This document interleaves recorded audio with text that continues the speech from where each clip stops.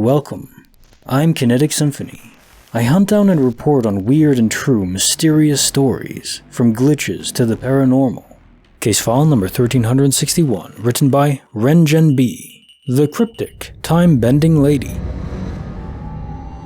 One time, when I was a freshman in college, I went to my first class of the day a few minutes early. I had maybe 10 minutes until class began, but there was another class in the auditorium, so I decided to wait outside the doors on one of the benches. As I walked up, I double-checked the time on a clock hanging outside the auditorium, then made my way to a bench that only had one other person on it. She watched me approach, and even when I sat down, she continued to stare at me. I looked at her and kind of laughed awkwardly, then pulled something to read out of my backpack. She continued to look at me, and I felt extremely uncomfortable. She was a small, shriveled woman of 65, I'd guess. She didn't seem to have any materials for class, and was dressed in thick, long clothing, even though it was late summer.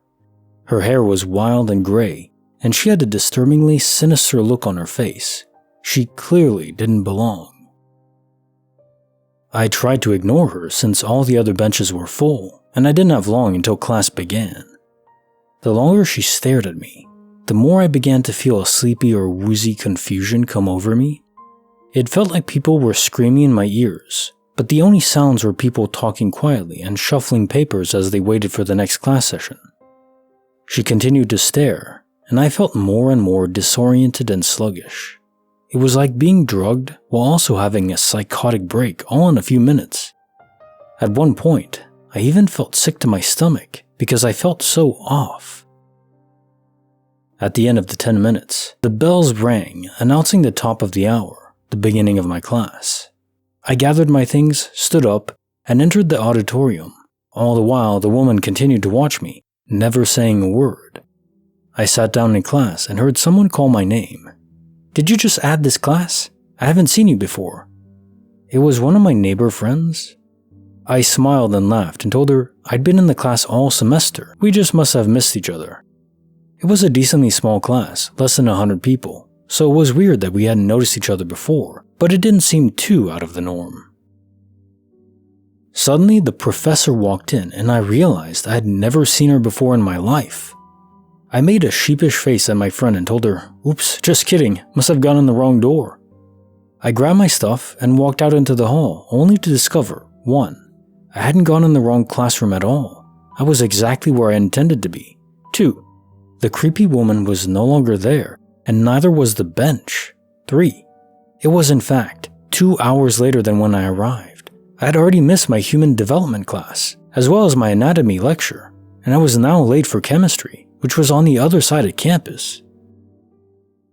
I looked at my watch as well as the clock I had looked at before when I arrived.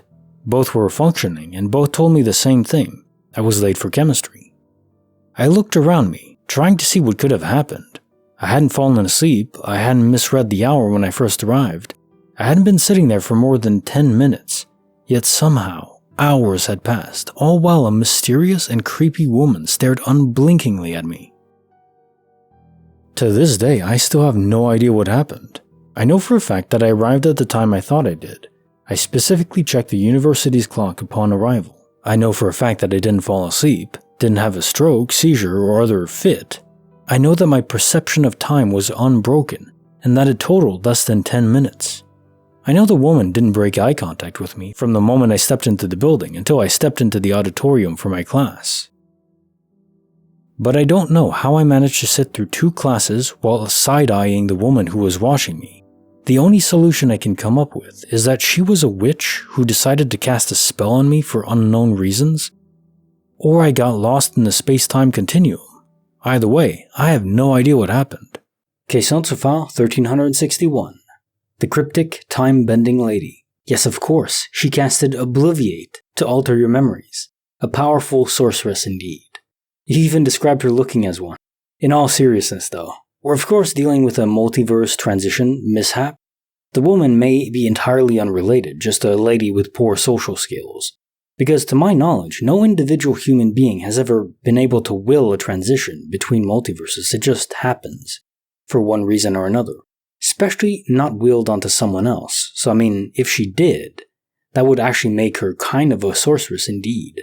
Maybe, but I don't know how. I have no idea how. Bonus file written by Anonymous. A ball of light and the miracle in the dark. When I was about 5 or 6, I got up in the night to use the bathroom. I walked down the hall and noticed the light was on in there. So I had to pee, wash my hands, and I kind of messed around in the cabinet mirror for a minute or so. When I went to leave the bathroom, I pulled the light cord and nothing happened. The room stayed totally bright. I pulled the cord again, and what I can only describe as a ball of light floated out of the room and down the hall, everything around it lighting up as if it were daytime. It went into my room and floated above my bed. I stood in my doorway, kinda freaked out. It then floated over my shoulder and into my parents' room. As I walked in, it was kind of hovering above my sleeping mother. It stayed above her for probably a few seconds before fading into complete darkness. I was kinda paralyzed with fear, and I was just standing in a black room. My mother woke up and kinda gasped at me, froze on the spot. She took me back to bed as I was explaining what I saw, and she was comforting me and saying it was a dream, etc. A few weeks later, she found out she was pregnant, and I to this day believe it was a sign or something. The reason I say this is because a few years earlier, she had lost a child, my younger brother. He unfortunately died during childbirth, and she was told that she wouldn't be able to have children again due to complications brought on by the birth. I can recall every detail about that night, like it was yesterday, and I'm approaching my 30s now. I was very much awake and lucid, but still cannot explain any of what I saw that night. Case notes are the bonus file, a ball of light and the miracle in the dark. So you pulled a cord in the bathroom? Never heard of a light fixture in there requiring the pulling of a cord. You mean unplugging it? Or you meant like one of those dangling chains usually connected to a ceiling fan? I was curious. So this ball of light, presumably what most think of as ball lightning, but may in fact be kind of a spiritual energy, condensed spiritual energy, only emerged after disconnecting the electric circuit. Was this electric field somehow containing this ball of energy? Would make some level of sense. One can't affect the other. It has to go both ways then, right? So if you're ever being attacked by a spirit, maybe it isn't salt you need. Maybe you need a giant EM field generator that'll block it out, literally with a field. It actually makes quite a bit of sense. Just remembering this now too, by the way. It was a flashback of my mom saying something to me about a ball of light entering her when she was pregnant with me.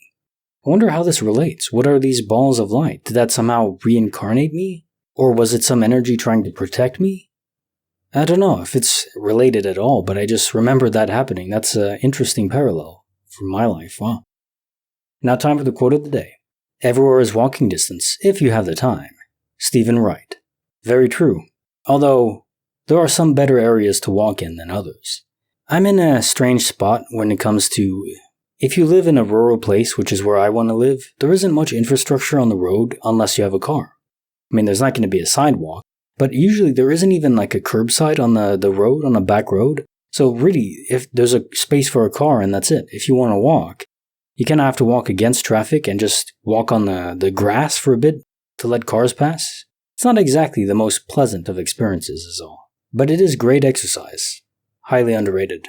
Like the video, subscribe, hit the bell. Kinetic Symphony signing off.